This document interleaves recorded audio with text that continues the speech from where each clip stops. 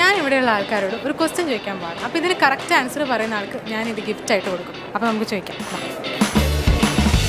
Positive എക്കണോമിക്സും normative എക്കണോമിക്സും തമ്മിലുള്ള difference അറിയാം? അറിയില്ല. അപ്പം നമുക്ക് അടുത്ത ആളോട് ചോദിക്കാം. അതല്ല, ഞാൻ പണ്ട് പഠിച്ചു കൊമേഴ്സിൽ. അറിയില്ല. +2 പഠിക്കാനുണ്ട്. +2 ഇല്ല, അറിയില്ല.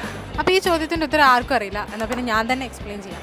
പോസിറ്റീവ് എക്കണോമിക്സ് എന്ന് പറഞ്ഞിട്ടുണ്ടെങ്കിൽ ഒരു എക്കണോമിക് സിറ്റുവേഷൻ യഥാർത്ഥത്തിൽ എന്താണ് സംഭവിക്കുന്നതെന്ന് തെളിവുകളുടെ ബേസിൽ പറയുകയാണെങ്കിൽ അതാണ് പോസിറ്റീവ് എക്കണോമിക്സ്. പക്ഷേ നോർമേറ്റീവ് എക്കണോമിക്സ് എന്ന് പറഞ്ഞാൽ ഒരു എക്കണോമിക് സിറ്റുവേഷൻ എങ്ങനെ ആയിരിക്കണം എന്ന് ജഡ്ജ്മെൻറ്റും ഒപ്പീനിയനും ഒക്കെ വെച്ച ഒരാൾ പറയുമ്പോൾ അത് നോർമേറ്റീവ് എക്കണോമിക്സ് ആണ്. ഒരു എക്സാമ്പിൾ പറയുകയാണെങ്കിൽ പെട്രോളിൻ്റെ പ്രൈസ് 110 രൂപയാണ് എന്ന് ഞാൻ പറയുകയാണെങ്കിൽ എൻ്റെ കയ്യിൽ തെളിവുണ്ടായിരിക്കണം. അപ്പോൾ അത് പോസിറ്റീവ് എക്കണോമിക്സ് ആണ്. ഫാക്ട്സിൻ്റെയും ഫിഗേഴ്സിൻ്റെയും ബേസിലാണ് ഞാനത് പറയുന്നത്.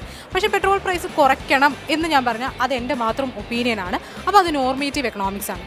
അപ്പോൾ വാട്ട് ഈസ് എന്നുള്ള ചോദ്യത്തിന് ഉത്തരമായിട്ടാണ് പോസിറ്റീവ് എക്കണോമിക്സ് വരിക. പക്ഷേ വാട്ട് ഷുഡ് ബി അല്ലെങ്കിൽ വാട്ട് ഔട്ട് ടു ബി എന്നുള്ള ക്വസ്റ്റിന് ഉത്തരമായിട്ടാണ് നോർമേറ്റീവ് എക്കണോമിക്സ് വരിക. വളരെ സിമ്പിൾ ആയിട്ടുള്ള കോൺസെപ്റ്റാണ്. അപ്പോൾ ഇതെല്ലാവർക്കും ക്ലിയർ ആയിട്ടുണ്ടാവുമല്ലോ. അപ്പോൾ നമുക്ക് നെക്സ്റ്റ് വീഡിയോയിൽ കാണാം. ബൈ.